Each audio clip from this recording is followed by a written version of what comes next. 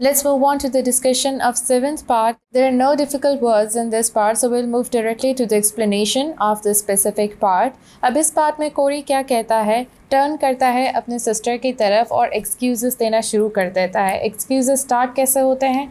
Oh my dear Charlotte, I am sorry I did not meet you at the station. अब देखिए वो किस तरीके से जो है ना बहुत स्टोरी कुकअप करके एक्सक्यूज़ेस बना के अपनी बहन को सुना रहा है कि मैं बहुत ज़्यादा सॉरी हूँ, मैं तुमसे स्टेशन पर मिलने नहीं आ सका, जबकि रियल में ही डजंट इवन केयर, उसके लिए कोई इंपॉर्टेंस नहीं रखते हैं फैमिली रिलेशंस। इस पर मिस मिल्टन कहती है फायर की साइड पे बैठते हुए कि इट डजंट मैटर, मुझे कोई इशू नहीं है। अब जितनी इंपॉर्टेंस आप दूसरे को देते हो उतनी ही आपको भी मिलती है दूसरे से। तो उसकी बहन भी कहती है कि मुझे इससे कोई फ़र्क नहीं पड़ता है, बस मसला ये था कि मैं काफ़ी देर ठंड में खड़े होकर तुम्हारा वेट करती रही क्योंकि तुमने खुद बोला था कि तुम मुझे मिलने आओगे स्टेशन पे और मुझे घर लेके जाओगे। कोरी कहता है yes I am sorry about that but you see मैं बहुत ज़्यादा बिजी था। अब मैं बिज़ी किस चीज़ में था? मैं अपने एक्सपेरिमेंट में जिसमें बहुत देर से काम कर रहा हूँ, मैं फाइनली उसमें सक्सेसफुल हो गया हूँ। मेरा एक्सपेरिमेंट जो है बहुत अच्छे तरीके से तैयार हो गया है। I have just got exactly जो मुझे चाहिए था। फिर वो कहता है कि करीबन मेरे पास नेम, फेम और पैसा आ जाएगा, मैं बहुत ज़्यादा रिच हो जाऊँगा। ये जो मेरी इनोवेशन है ये मुझे बहुत ज़्यादा पैसा देगी, लेकिन पैसे से ज़्यादा मुझे इस चीज़ की खुशी है कि मुझे फेम मिलेगा और मेरा नाम हमेशा ज़िंदा रहेगा। ये सारी बातें वो अपनी बहन को बता रहा होता है और फिर इसी बात में वो फिर से ये एक्सक्यूज़ डाल लेता है कि देखो अब मेरा एक्सपेरिमेंट इतने अच्छे से जा रहा है, मेरी बहन होने के नाते तुम ये तो बिल्कुल नहीं चाहोगे कि इतना अच्छा एक्सपेरिमेंट जो इतने अच्छे से कंप्लीशन की तरफ जा रहा है उसको छोड़ के, बीच में छोड़ के मैं तुम्हारे पास स्टेशन आता तुम्हें लेने के लिए। ऑब्वियसली तुम भी यही चाहती कि मैं अपना एक्सपेरिमेंट कंप्लीट करूँ। सो मुझे उम्मीद है कि तुम समझ रही हो मैं क्या कहना चाहता हूँ। इट्स अ सक्सेस, एक ऐसी सक्सेस कि जो बहुत ही वंडरफुल सक्सेस है मेरे लिए और मुझे ऐसी सक्सेस पहले कभी नहीं मिली। तो जो भी उसकी गलती है उसको उसने बड़े अच्छे तरीके से कवर अप कर लिया अपनी बहन के सामने। मिसेस मिल्टन इसके जवाब में सिर्फ कहती है oh yes, again without any emotions. उसका इंटरेस्ट ही नहीं है इस चीज़ में, क्योंकि हम पहले बात कर चुके हैं कि उसके जो मेंटल स्टेट है वो राइट नहीं है। वो अभी भी अपने बेटे की डेथ की वजह से बहुत ज़्यादा सैड है। Let's move on to 8th part and discuss difficult word meanings extracted from this part. So first word in this part is dashed. It means to run or travel somewhere in a great hurry, यानी तेजी से दौड़ना. Second word is reticence. It means being reserved about something, यानी कमगोई. Third word is binding. It means of an agreement or promise involving an obligation that cannot be broken, यानी कि लाज़मी. Let's move on to its explanation. कोरी जब अपनी बहन का इतना फीलिंगलेस और इमोशनलेस रिस्पॉन्स देखता है अपनी सक्सेस पे, तो वो बहुत ज़्यादा डैश होके, मतलब डिसअपॉइंट होके कहता है well you don't seem very excited about it.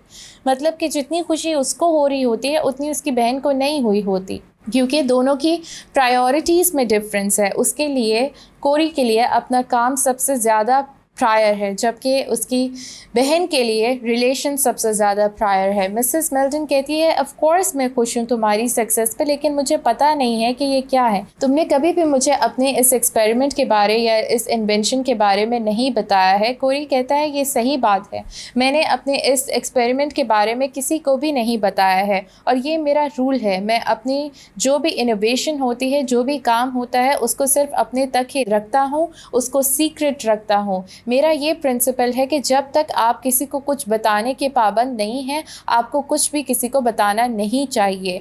बड़ी बड़ी इनोवेशंस का यही सीक्रेट है मेरे मुताबिक कि आप अपने तक रखो सारी बातों को। फिर कहता है कि मैं तुम्हें इस बारे बताता हूँ कि ये क्या चीज़ है, किस बारे है ये चीज़ जो मैंने बनाई है, लेकिन अभी भी मैं इसके बेसिक कंपोनेंट्स को सिर्फ अपने तक रखूँगा, उसको अभी भी मैं सीक्रेट रखूँगा। मैं तब तक उसको सीक्रेट रखूँगा जब तक मुझे इस इन्वेंशन की मुँह मांगी कीमत गवर्नमेंट से नहीं मिल जाती है। मिसेस मिल्टन ये सुनकर कहती है गवर्नमेंट, कि वो हैरान हो जाती है कि अपनी इन्वेंशन में उसका भाई गवर्नमेंट को इंक्लूड करने जा रहा है। कोरी इस पे कहता है कि हाँ ये गवर्नमेंट इसमें इंक्लूड होगी और मुझे लगता है कि होना भी चाहिए। मैं अपनी इस इन्वेंशन को ब्रिटिश गवर्नमेंट को ऑफ़र करूँगा कि ये ख़रीदें मेरा एक्सपेरिमेंट, मेरी जो मैंने ईजाद की है उसको ख़रीदें। अगर वो मुझे मेरे अकॉर्डिंग पे नहीं करते हैं तो फिर मैं किसी और को ऑफ़र करूँगा, क्योंकि ब्रिटिश गवर्नमेंट ने मेरे से पहले काफ़ी इन्वेंटर्स को उनकी मुँह मांगी प्राइस नहीं दी, उनको इतना वैल्यू नहीं किया, उनको लेट डाउन किया है। तो मैं अपना ख्याल रखना जानता हूँ, मैं जानता हूँ कि मुझे मेरी प्राइस कैसे हासिल करनी है। मैं ख़ुद को लेट डाउन नहीं होने दूंगा ब्रिटिश गवर्नमेंट से। लेकिन जब मैं उनको बताऊंगा कि मेरी इन्वेंशन क्या है, मैं श्योर हूँ कि वो मुझे मायूस नहीं करेंगे और वो भाग के मेरी ऑफ़र को कबूल करेंगे। Let's move on to ninth part and discuss difficult word meanings. First word is skeptical. It means not easily convinced, having doubts or reservations, yani shaki. Second word is cavalry. It means soldiers who fought on horseback, yani ke ghursavar fauj. Third word is horse knackers. It means one who buys diseased, worn out or dead horse for the commercial products to be procured from their carcasses. Urdu में से कहेंगे बूढ़े घोड़ों को खरीद के ज़िबा करने वाला।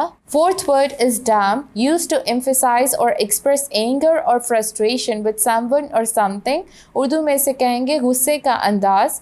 Fifth word is persuaded. It means to cause someone to do something through reasoning or argument. Urdu में से कहेंगे कायल करना। Sixth word is wreath. It means an arrangement of flowers, leaves or stems fastened in a ring and used for decoration or for laying on a grave. Urdu में से कहेंगे फूलों की चादर। Seventh word is fetch. It means go for and then bring back someone or something for someone, यानी लेकर आना। Let's move on to its explanation.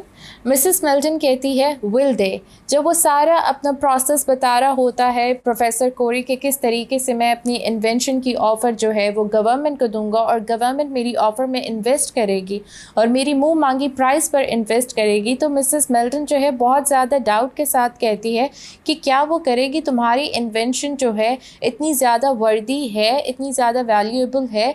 कोरी कहता है ऑफ कोर्स तुम्हारे पास सारा राइट है कि तुम इस बारे में स्केप्टिकल हो, तुम्हारा इस बारे में शकी होना बनता है। It was very hard to get them to use tanks in the war, very hard. अब वो जो पिछले टेक्निक्स वॉर में यूज़ हुए हैं उनको मॉक करना शुरू करता है कि जो हमारे ब्रिटिश सोल्जर्स हैं, ब्रिटिश जो भी वॉर ऑफिसर्स हैं, उनके लिए बहुत हार्ड था कि वो अपने सोल्जर्स को इतना ही परसुएट कर लें कि वो टैंक्स यूज़ करें। फिर उनको मॉक करते हुए कहता है कि ये सोल्जर्स नहीं बल्कि हॉर्स नैकर्स है, क्योंकि इतने अच्छे टेक्निक से इन्होंने कभी लड़ा नहीं है। अब जो हेलमेट है जो सोल्जर्स ने वॉर में पहने होते हैं उनको मॉक करते हुए कहता है टिन हैट पहन के इतने मुश्किल से उन्हें बस इसलिए परसुएट किया जाता था, मनाया जाता था, कायल किया जाता था कि एटलीस्ट वो वॉर में टैंक्स ही यूज़ कर लें। अब वो वॉर की बातें कर रहा था। मिसेस मिल्टन ने अपना बेटा वॉर में ही खोया था, तो फिर उसको जो है रियलाइजेशन होती है और अपनी बहन को कहता है कि सॉरी मुझे तुमसे वॉर की बात नहीं करनी चाहिए। मिसेस मिल्टन कहती है I don't mind Henry, war office का मतलब वॉर नहीं होता। वॉर ऑफिस क्या था? ब्रिटिश गवर्नमेंट में एक वॉर ऑफिस था जिसका क्या रिस्पॉन्सिबिलिटी थी? एडमिनिस्ट्रेशन ऑफ ब्रिटिश सोल्जर्स, तो उसको वॉर ऑफिस कहा गया है। फिर कोरी कहता है no that's true. Mrs Milton इसके बदले में कहती है what is your invention Henry. इस पे बहुत ज़्यादा एक्साइटेड होकर कहता है कि ये बहुत ही इंटरेस्टिंग डिस्कशन होने वाला है, मुझे तुम्हें बहुत ज़्यादा इंटरेस्टिंग बातें बतानी हैं। वो अभी शुरू ही होने वाला होता है कि हैना जो है वो चाय की ट्रे लेके एंटर होती है। कोरी कहता है डैम ओ ऑल राइट, यहाँ पे चाय की ट्रे रख दो। है ना, उसके अंदर सारे कप्स को अरेंज करना शुरू हो जाती है, सारी ट्रे अरेंज करना शुरू हो जाती है और कोरी जो है वापस अपने टेबल पे चला जाता है और सारे जो भी वहाँ पे रिटॉर्ट पड़ा होता है, फॉर्मूला पड़े होते हैं, उसमें वापस से घुस जाता है। Now and again he exclaims to himself, दोबारा से अपने साथ जो है वो मटरिंग स्टार्ट कर देता है, बड़बड़ाना शुरू कर देता है। मिसेस मिल्टन कहती है has everything been all right Hannah. Hannah से पूछती है क्या सब ठीक है? हैना कहती है कि मैम जो आपने रीत मंगवाया था वो गेज, गार्डनर का नाम गेज है, वो लेके आ गया है, मैंने किचन में रखा है, अगर आप कहती हैं तो मैं आपके लिए यहाँ पे ले आती हूँ।